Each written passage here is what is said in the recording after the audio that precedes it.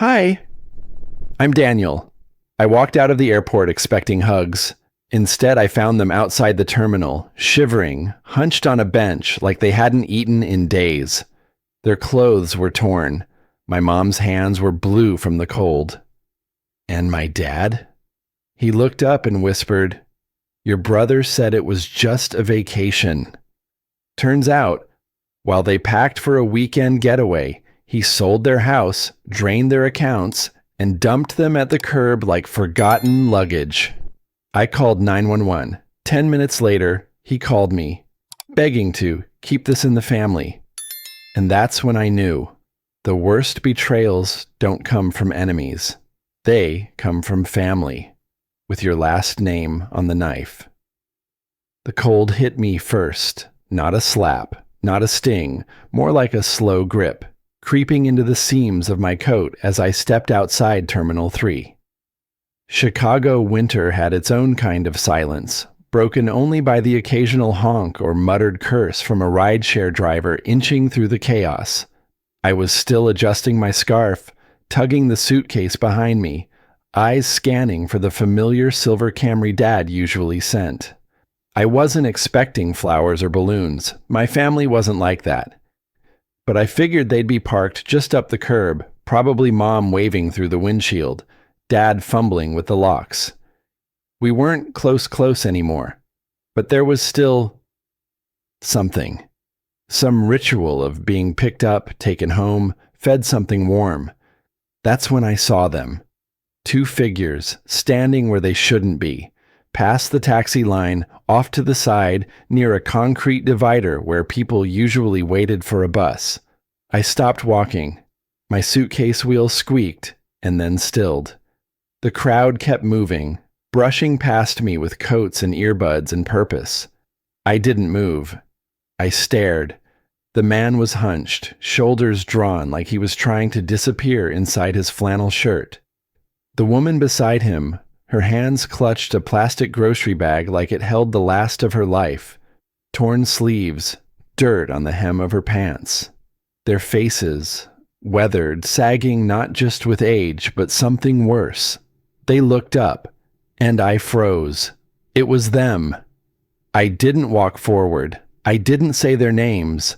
I just stood there, heart pounding like I was 15 again, caught between two realities.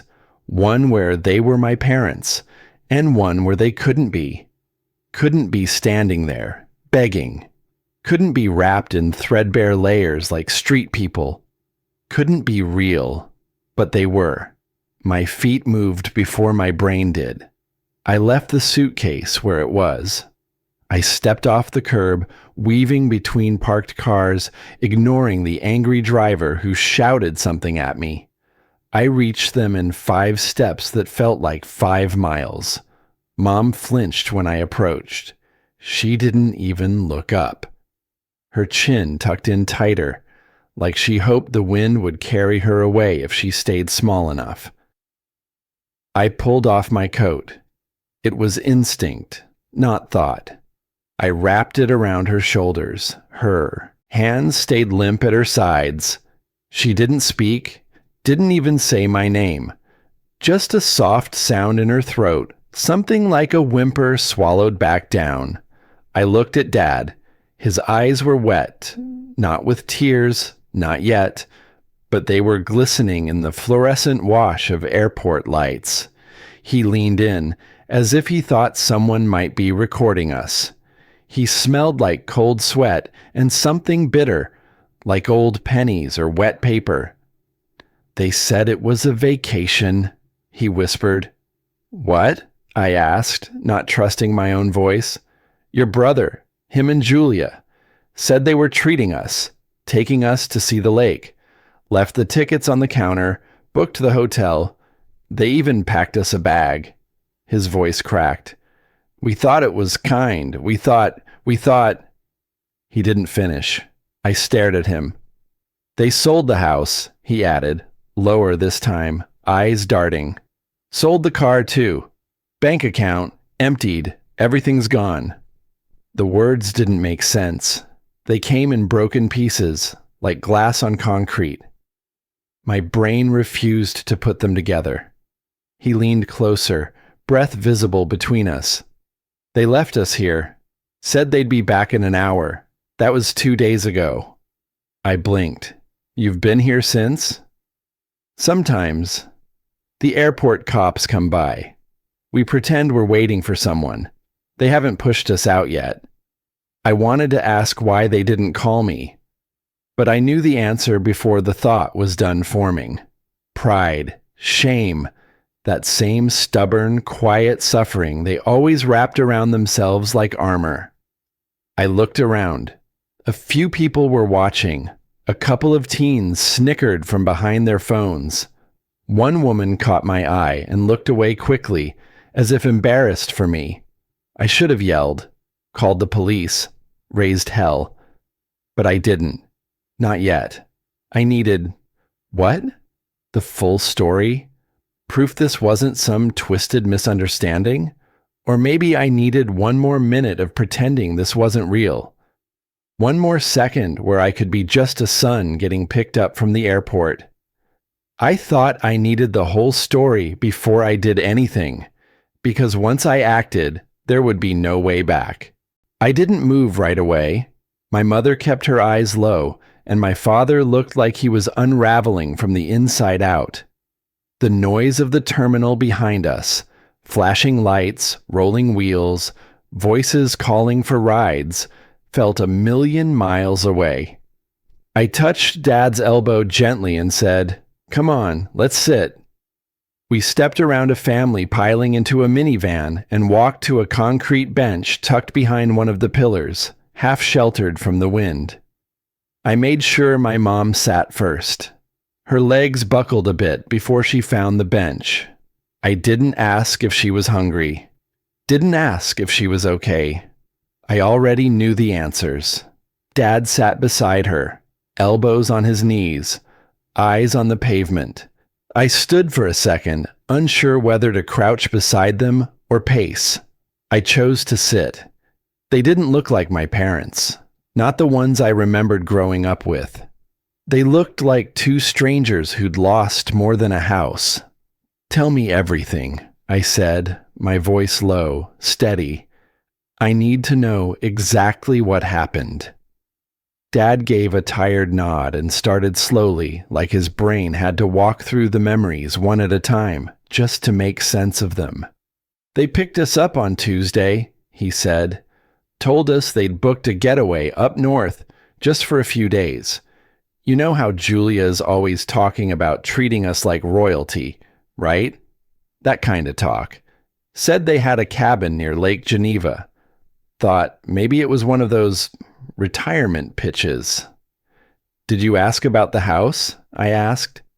"We didn't think to," he replied. "They said everything was covered.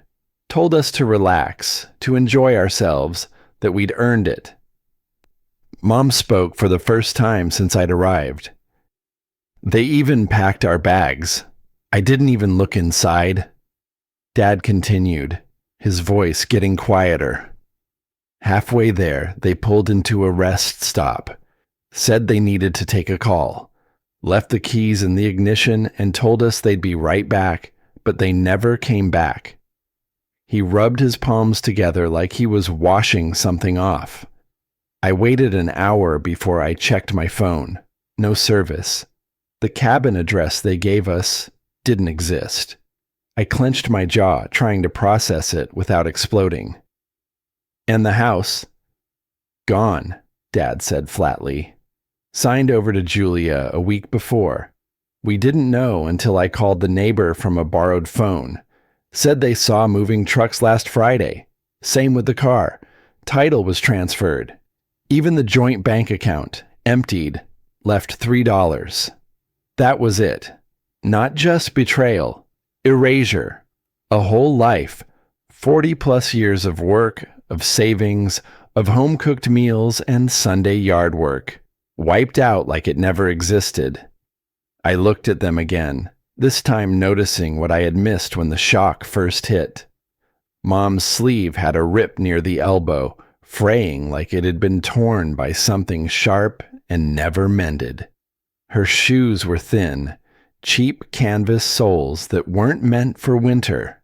No purse, no overnight bag, not even a grocery tote. Nothing. "Where's your stuff?" I asked. Dad didn't answer. I repeated it more slowly. "Where are your clothes, medications, documents?" Mom just shook her head. "They packed us 2 sets of clothes," she said. "One bag, but we never got it. I think they left it in the car. Or maybe they never packed it at all." Her voice cracked on the last few words. I swallowed hard. Not out of sadness, out of disbelief. This wasn't neglect. This wasn't even abandonment. It was intentional. Designed. Like someone had planned it for weeks. My hand tightened around the phone in my pocket. I wanted to call him. I wanted to hear whatever lies he'd cooked up in that self-satisfied tone of his. But I didn't. Instead, I asked, "Why didn't you call me?" Dad gave a quiet laugh, bitter and soft. "They told us not to," he said. "Said you were busy, that you were stressed. Said you'd be angry if we called, that you'd tell us we were overreacting." I stared at him, stunned. "And you believed them?" "They said not to make trouble," he said, like he was trying to defend it. "Said it would ruin the surprise. We didn't want to be a burden." Burden. That word hit harder than anything else. They'd weaponized guilt, used love like a leash. And my parents, honest, trusting, raised in a world where family meant something, had followed that leash right off a cliff. I looked back toward the terminal. The wind had picked up, and my coat, still draped around Mom's shoulders, flapped lightly.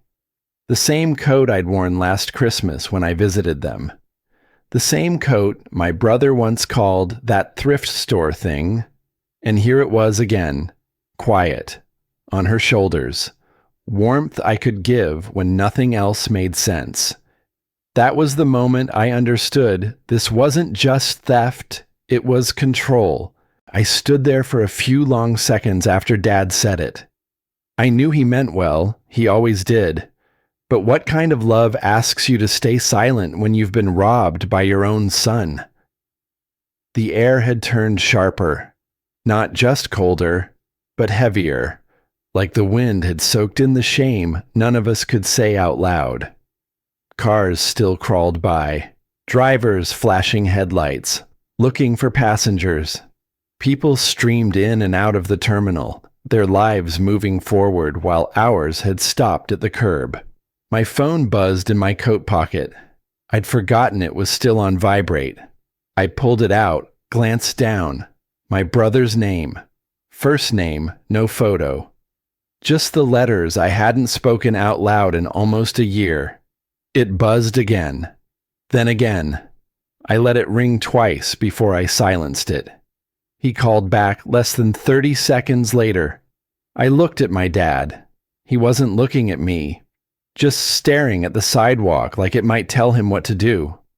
I stepped away, only a few feet, just enough so I could hear but still see my parents out the corner of my eye. I swiped to answer, said nothing. His voice came through clean, too calm. "Hey man, I figured you'd be in town by now. Everything okay?" I didn't answer. He tried again. "Listen, I just wanted to get ahead of any confusion. I know this might seem strange, but I promise you, there's more to the story." The story. Like this was a miscommunication. A sitcom misunderstanding. "I picked them up off the sidewalk," I said quietly. "They had nothing but the clothes on their backs." A pause. Just a heartbeat. Then his voice dropped to that gentle, patronizing tone he used when we were kids, and I got too serious. "I get it, all right, but this really isn't something we need to turn into a whole thing." I turned slightly, still watching my mom pull my coat tighter around her shoulders. "What kind of thing is it then?" I asked. His reply came fast. "It's personal, family. We all want what's best, but dragging this out in public, it's not going to help anyone, especially them. There it was. Twist the knife, then ask for discretion. They trusted you, I said. And they still do, he shot back. That's why I need you to be careful. Not everything looks the way it really is. He lowered his voice. Let's not make this public, okay? There are people who'd love to twist this into something ugly. I almost laughed. Twist it? What part of dumping your parents at a rest stop doesn't already qualify as ugly? He added, just don't post anything. Don't make any calls. We'll handle it like we always have, as a family. I hung up. Not angrily, not dramatically. Just pressed the screen and slipped the phone back into my pocket like it didn't belong to me anymore. When I turned back, Dad was standing now, closer. He looked like he wanted to say something, but had chewed it too long. I waited. His voice cracked, quiet, like someone begging for mercy, but too proud to kneel. Please don't call the police. I stared at him. Why not? They'll make a mess of it, he said. You know how these things go. It'll be on paper, court dates, lawyers, strangers asking questions we don't want to answer. Your brother, maybe he had a reason. Maybe it just got away from him. They left you in the cold, I said, louder than I meant to. He flinched, not from my volume, but from the truth. I know, he whispered. But this isn't how we fix things, not with cops. Then how? I asked. How do you fix this? He didn't answer. I looked at my mom, still sitting there, her hands curled together like a child. She hadn't spoken since she asked about her bag. She wouldn't even look up now. I sat down next to her, elbows on my knees, head in my hands. My chest was tight. My jaw ached from clenching. My head swam with everything I wanted to say, and none of it felt like enough. I was raised to be the easy one, the quiet one, the one who didn't stir things up, who forgave before the apology came. But something was breaking now, not in me, but around me, and I didn't know how to stand still in it anymore. I took out my phone again, stared at the screen. The officer I'd seen earlier was still pacing near the entrance. He looked bored. Checking his watch, talking into his radio, completely unaware of the war going on just 50 feet away. I placed my phone face down on the bench beside me. I told myself I'd wait one more minute, but I already knew what that minute would cost. I turned my head slowly. My mother was still seated on the concrete bench, shoulders hunched, eyes vacant. Her hands trembled, not from the cold, but from everything else. The kind of shaking you can't warm away. My father stood nearby, arms crossed, looking like a man waiting for a punishment he believed he deserved. Neither of them spoke. They didn't ask what I was going to do, but I could feel it. The fear. The shame, the silent plea to leave it all buried. That's when I knew. Nothing good was coming if I kept waiting. I took 2 slow steps back from them. The wind slapped harder now, funneling down from the terminal awning. A plane roared overhead, but even that noise felt distant compared to what was building in my chest. I pulled out my phone, stared at the screen for a second. Not at the contacts, not at messages, just at the reflection. My face, drawn and still, my own eyes finally done blinking it away. I unlocked it, dialed 3 numbers. A flat, professional voice answered. 911, what's your emergency? My voice was steady, not loud, not rushed, just plain. Yes, I need to report elder abandonment. My parents have been left at the airport. No money, no belongings, no transportation. They've had their home sold without consent, their vehicle taken, and their accounts cleared. The line went quiet for a breath. Then came the questions. Are they in immediate danger? No, they're cold, disoriented, not injured. Location? O'Hare International, Terminal 3 arrivals, curbside. Are you with them now? Yes. Do you know who left them? I swallowed. Their other son. My brother. The dispatcher's tone didn't change. She just said, "Help is on the way. Stay with them." I ended the call and slid the phone into my coat pocket. I didn't move. Just stood there, feeling the weight of what I'd done settle into my spine. From across the way, the officer I'd seen earlier had already started walking toward us. He wasn't in a hurry. Not yet. But he was scanning, watching, adjusting his belt. A second squad car eased toward the curb with its lights off. Another pulled in behind it. This one lit up. Red and blue blinked off the reflective airport windows. Then came the moment I dreaded and expected. "What did you do?" my father asked, voice low but sharp. He stepped toward me, eyes wide, like he couldn't believe I'd crossed the line. Not the law's line, the family's, the unspoken one. "They're here to help," I said. "That's all." "You shouldn't have called," he muttered. "We could have figured this out, quietly." "Figured what out?" I asked. "You were left on a bench like lost luggage. What part of this do you think needs more silence?" He looked away, jaw clenched. He wasn't angry at me. Not really.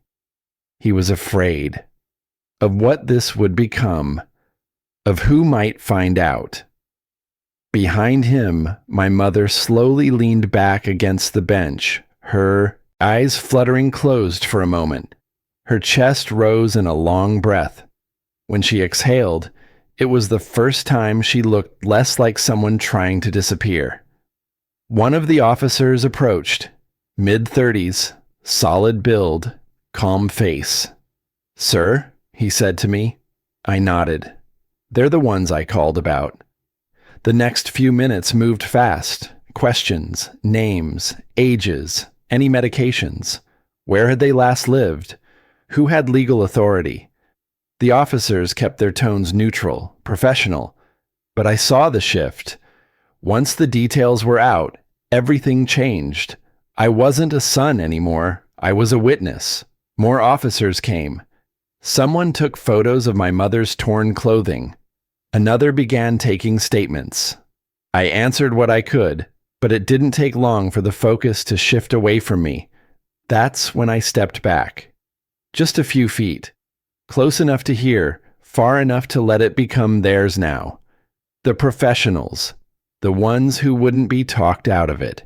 Who wouldn't say, "Let's keep this in the family." My father sat beside my mother now, both of them wrapped in those emergency foil blankets that crinkle like candy wrappers. They weren't speaking, just waiting and shivering. I didn't feel like I'd won anything. There was no triumph in this, no relief. But for the first time all day, I felt like I'd done something that mattered. Something solid. Something no one could twist into an apology or a misunderstanding. That's when my phone lit up on the bench next to me, buzzing again. I glanced down. My brother. Calling. I answered the call, more out of obligation than curiosity. I didn't even say hello, just held the phone to my ear and let the silence speak first. "Okay." My brother's voice finally came through. Low, urgent, practiced. "I just heard what happened. Look, let's not do this over the phone. We can meet, talk, settle this as a family." Behind me, the flashing lights from the patrol car bounced off the side of my parents' faces. My mother sat wrapped in a thermal blanket now, her head leaning slightly onto my father's shoulder. He looked more confused than angry, more worn than wrong. "I'm listening," I said flatly.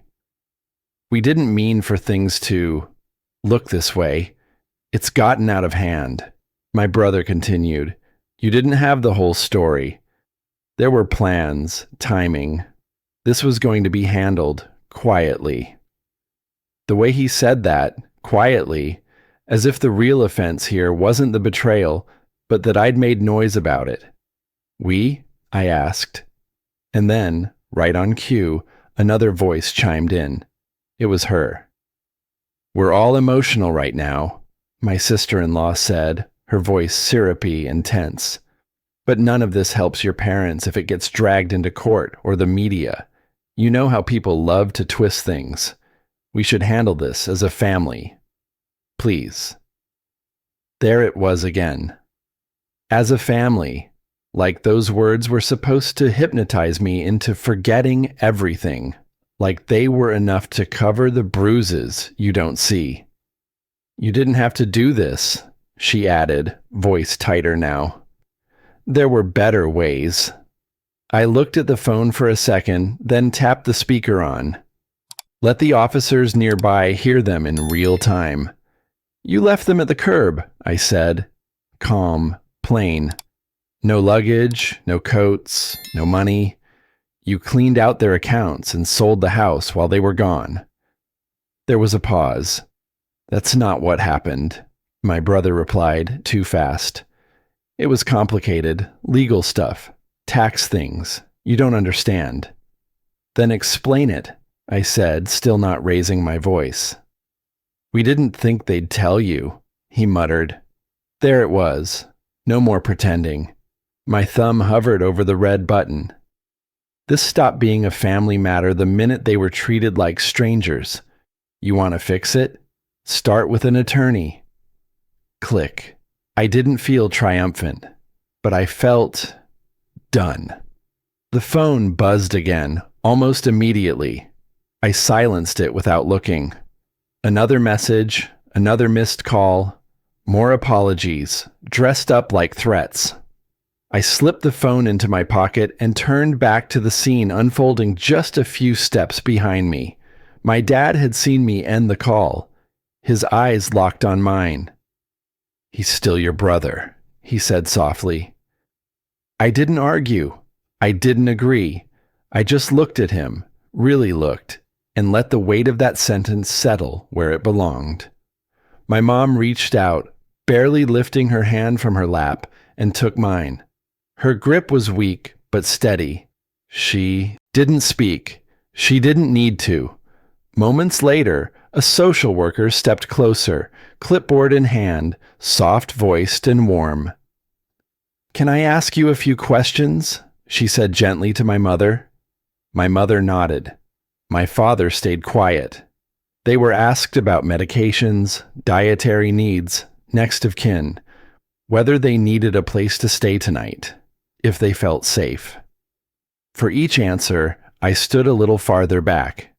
Not because I was withdrawing, but because I was finally letting the system do what it should have done years ago, protect them when family failed. A second social worker brought 2 paper cups of something hot. My parents took them without protest. I caught a brief glance between them. Exhaustion mixed with something unfamiliar. Relief, maybe. A warm transport van pulled up, marked with the city's Elder Services logo. An officer opened the door, and I watched as my mother stood, slowly, with help. My father followed. They didn't look back. I stayed where I was until the door shut behind them. That's when my phone buzzed again.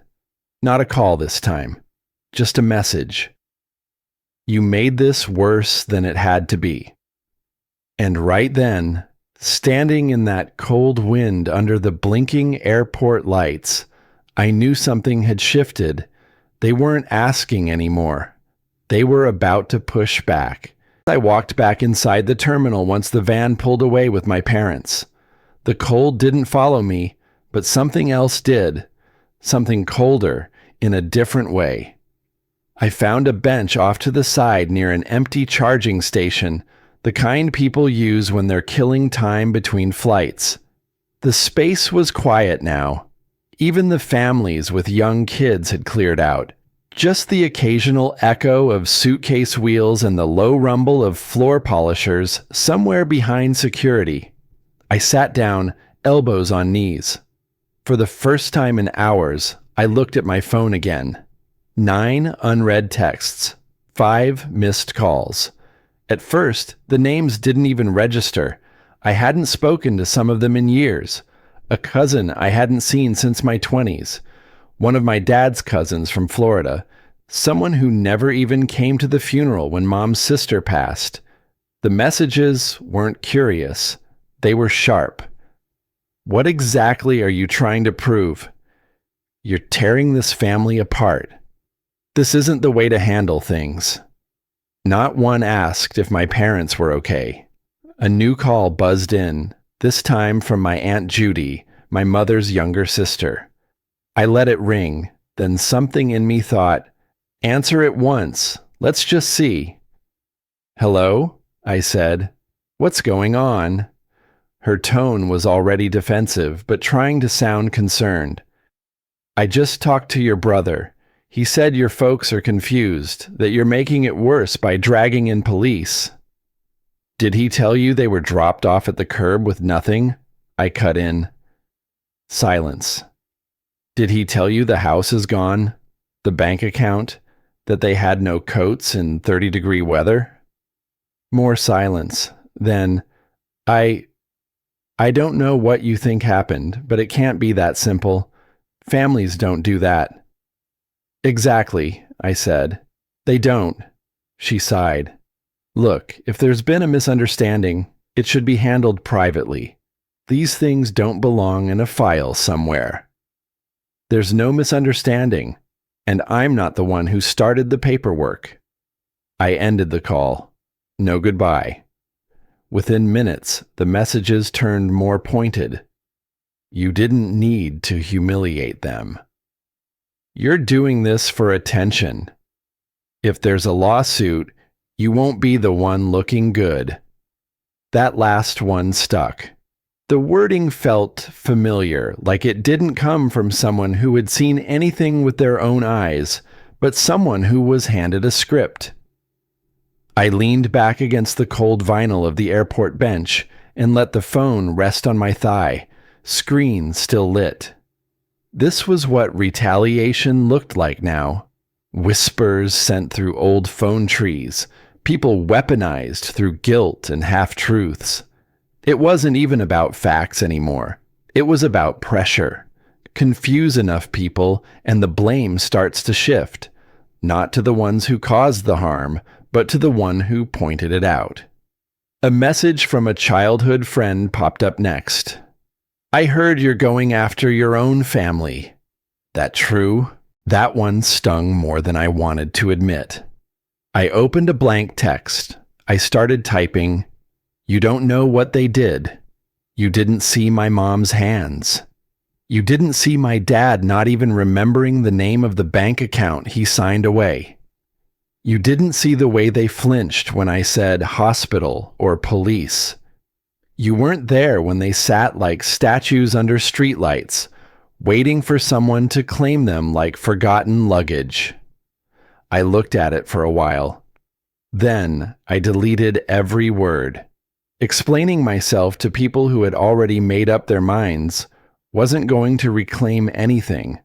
I wasn't interested in winning them back. Not if it meant swallowing the truth whole just to be called the good son again. I powered down the phone entirely and slid it into my coat pocket. Across from me, through the glass wall of the waiting area, I could just barely make out the elder services van pulling out of the pickup zone. I knew where they were going. Temporary housing for seniors in crisis. Clean, monitored, warm. Not a permanent solution, but not a sidewalk either. I stood, walked to the vending machine nearby, bought a bottle of water just to do something with my hands, then came back. My parents had trusted people with everything they had, and those people turned around and used that trust to strip them of dignity. And now, that same network wanted me to apologize for speaking out loud. They'd burned the bridge and then acted shocked when I didn't swim back. I glanced toward the arrival doors again. A new wave of travelers streamed in, business suits, crying kids, a woman balancing a paper coffee cup with a neck pillow. The world hadn't stopped, not for any of us. I sat back down, letting the hum of the terminal surround me. For a second, I wondered if I should reach out to someone else. A friend, maybe. But I didn't want more questions. Not yet. All I wanted was stillness. My parents had always told me that family is where you go when the world turns its back. They never prepared me for when it was family that turned first. I wasn't going to forget that again. Tonight, I didn't lose them. I lost everyone who chose silence over decency, and somehow that felt cleaner than compromise. It was close to 2 a.m. when the officer came to find me. I'd been sitting in the same quiet corner of the terminal for over an hour, my parents now resting safely in the care of the social worker team. My coffee had gone cold, but I hadn't touched it in a while anyway. "Sir?" the officer said gently. "We're ready, if you are." He led me to a small interview room tucked away near baggage services. Fluorescent lights hummed overhead, casting a pale glow on the scuffed table and 2 chairs. Nothing dramatic, just 4 walls and a formality that said, "We're listening now." The officer sat opposite me, a legal pad in front of him, pen in hand. He asked routine questions, methodical, not aggressive. The kind designed to build a picture, not make a point.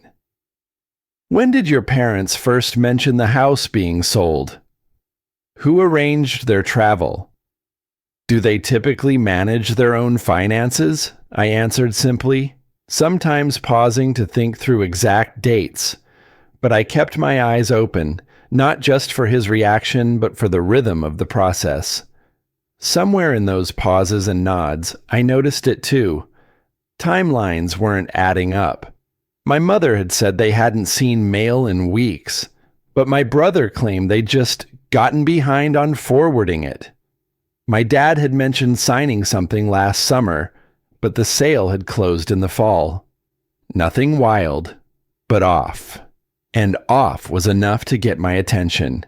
Just as the officer flipped to a new page in his pad, my phone buzzed. Still on silent, but it lit up next to me. Jason. I glanced at the officer, who gestured that I could check it. I opened the message. "Hey, I'm going to send you the documents, all of it, so there's no confusion." Seconds later, a PDF attachment followed. Power of attorney, notarized property transfer summary, joint account closure, authorization form. I tapped through them quietly. At first glance, they looked clean. Signatures, notary stamps, legal headers. But something made me slow down. The signature on the house transfer was dated July 3rd. The flight itinerary for my parents, still in my inbox, had them leaving on July 1st. They weren't even in the state. I didn't react. I didn't look up. I just saved the files. "Everything okay?" the officer asked. "Yeah," I said. "He just sent me a batch of documents. Do you want to see them?" He reached for the phone calmly, pulled the file into his tablet via email. No big reaction, but I could feel the atmosphere shift ever so slightly. The air in the room settled into something firmer. As we went on, he continued asking questions, though now his tone was just a bit more direct, less passive. It was another hour before I stepped out into the hallway again. I stretched my arms, let the fatigue press into my joints. I could have walked away, called it a night. But I sat on a bench nearby, just past the vending machines, letting the dim hum of a janitor's vacuum become the only sound. Then my voicemail buzzed. I didn't want to hear it, but I played it anyway. Jason, again. Frustrated this time. The tone shifted. I don't know what you think you're proving, man, but this is going to get messy. Dad agreed to everything, okay? He sat down with the broker and he even asked about the escrow. You weren't there. You didn't hear it. He said it himself. That was it. He said escrow. There's no way my father, who barely remembers to take his medication on time, asked about something like escrow. That's not his language. That's Jason's. I replayed it once more. Slower. He even asked about the escrow. I tapped to save the voicemail, then walked calmly back toward the interview room. The officer was just stepping out. I caught his eye. There's something you should hear, I said, offering him the phone. He listened once, then again. His face didn't show judgment. Just that quiet kind of focus you see in people who've heard 100 lies before and finally recognize the first real crack. I didn't explain anything, didn't need to. The contradiction spoke louder than I could. The officer nodded. We'll follow up on this. And that was it. No dramatic declaration, no slamming doors or confrontations. Just a line drawn quietly in ink and evidence. I returned to the hallway, sat again, this time with my legs stretched out. My parents were probably asleep by now. The terminal was nearly empty. Even the lights seemed dimmer, as if the building itself was finally ready to rest. I took one last look at my phone. No more messages, no new calls, but something had changed. Not in them, in me. For the first time, I wasn't chasing their version of the story. I was letting mine speak for itself. The truth didn't need volume. It just needed daylight. Around 4:15 a.m., the sky was still dark, but the air felt thinner, crisper. I stepped out of the interview room into the concrete stillness of the airport's lower level. The police office was quiet, but awake. Overhead fluorescents buzzing, a tired dispatcher scribbling notes, and a low hum of radio chatter coming in bursts. My phone had been on silent for hours. I took a breath and turned the screen back on. 8 missed calls, 2 voicemails, 4 texts from Jason, 3 more from his wife, Renee, and 1 from an unknown number. Probably someone they put up to it. They weren't backing off. They were doubling down. The latest text popped up while I was still looking. This is getting out of hand. We can still fix this. Call me. I didn't. But I didn't block them either. Instead, I walked out to the parking garage for some air.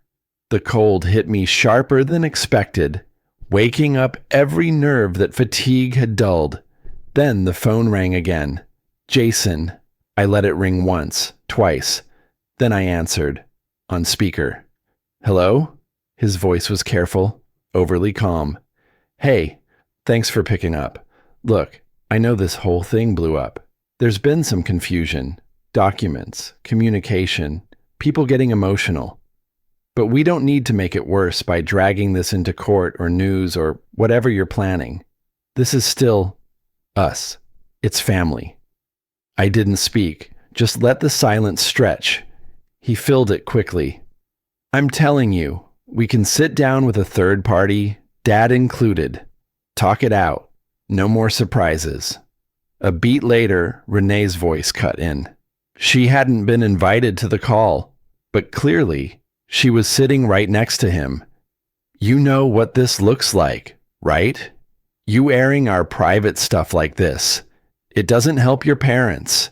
It just embarrasses them. I stayed silent. Let them think I was processing.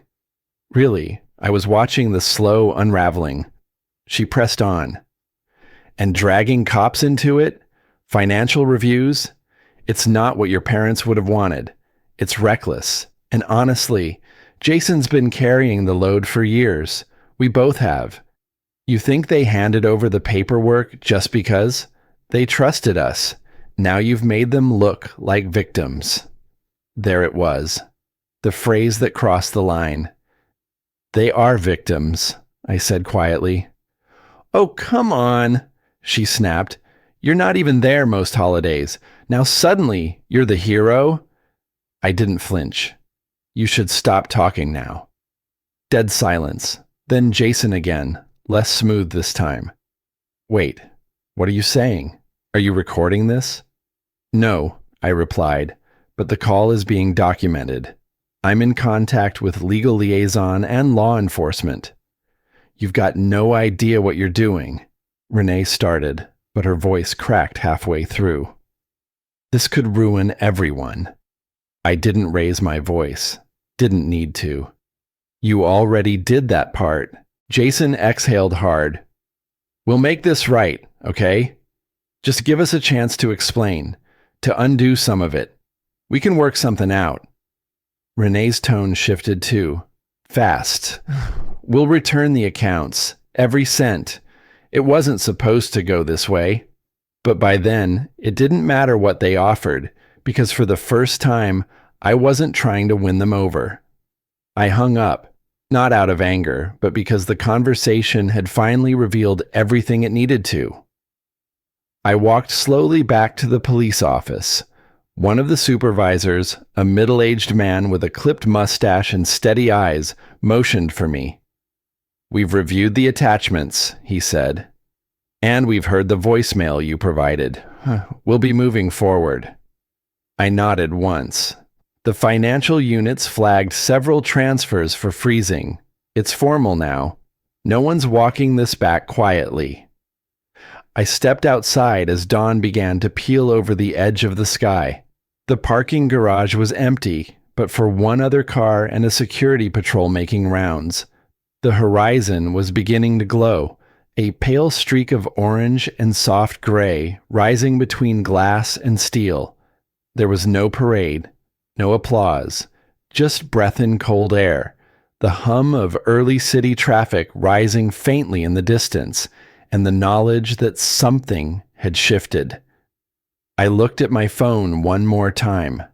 No more calls, no more apologies, just the stillness that comes when the noise stops, and something honest takes its place. Weeks passed, quiet ones, not peaceful exactly, but quiet in a way that let the dust settle. No more emergency calls, no more flashing lights or lawyers' emails at midnight. Just long forms, signed initials, and cardboard boxes that had once meant panic, but now meant progress. The temporary motel we stayed in was the kind of place you forget on purpose. Generic curtains, loud ice machines, carpet that always felt damp no matter the weather. But it was clean, paid for by the state while things were sorted, and my parents didn't have to sleep in the back seat of a car. That made it enough. Each day was a little different. Appointments with the clinic, updates from the caseworker, a visit from someone with a clipboard and kind eyes who said things like placement review and long-term stability. I kept my head down and filled in every field on every form like it was a letter to my past self. You didn't imagine it. You did something. Some of the assets were recovered, not all, but enough to keep the roof overhead and medicine refilled without stress. The courts moved faster than I expected, maybe because the paper trail told a story that didn't need embellishment. Jason and Renee never contacted me again. I heard through the legal liaison that they'd taken a plea. No trial, no public spectacle, just quiet filings and quiet consequences. Their names dropped off my phone screen and off the edge of our world. There were no celebrations, no slamming of doors, no poetic justice, just a silence that felt earned. Every morning, I made coffee at the small counter in the extended stays kitchenette. My dad sat stiffly at the table, thumbing through the paper but never turning the page. His hand trembled a little, whether from age or what came before. I wasn't sure. He didn't talk much. When he did, it was about the weather or sports, safe topics, things with no memory attached. My mother was quieter. She'd start folding towels that didn't need folding, or wipe the same part of the counter twice. One morning, while I was washing a mug, she whispered, "We didn't know how to ask." I didn't say anything, just handed her the dish towel. She dried the cup like it was the most important thing she'd done all week. We moved into a small rental soon after. One floor, no stairs, an old couch that sagged but held firm, and a front porch just wide enough for 2 chairs. Not much, but it didn't need to be. That first evening, I unpacked the last suitcase, the same one from weeks ago, the one I'd grabbed when I didn't know where we were going, only that we had to leave. I emptied it onto the bed and started folding. Each shirt, each pair of socks, felt like peeling back a layer of noise and finally laying it to rest. I tucked the suitcase into the closet. It didn't feel like a way out anymore. It felt like closure. Sometimes my dad would ask about Jason without really asking. "Did you hear anything?" he mumbled once, while buttering toast he wouldn't eat. I shook my head. No news. He didn't push. We never talked about trust or betrayal. There was no big family meeting, no late-night apologies around a dinner table. There was just space, and the understanding that some things don't get repaired. They get left behind. I never reached out to Jason. He never reached back. It didn't feel like bitterness. It felt like survival. And maybe that's the part people don't talk about. The after. When justice is done, but the silence it leaves behind isn't tidy. It's jagged, full of what ifs and how did we not see. But also, it's yours. Yours to live with. Yours to shape. Some mornings, I sat out on the porch, sipping lukewarm coffee while my parents slept in. It was the only time the world felt quiet enough to think.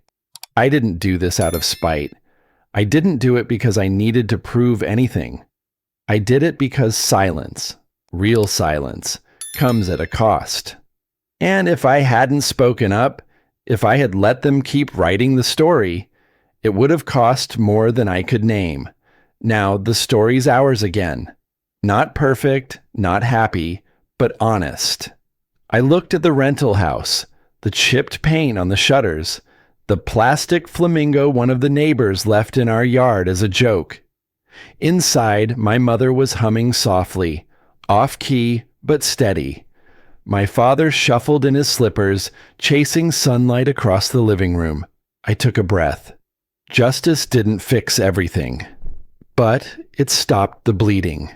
Some families don't heal by forgiving. Some heal by finally telling the truth and living with it.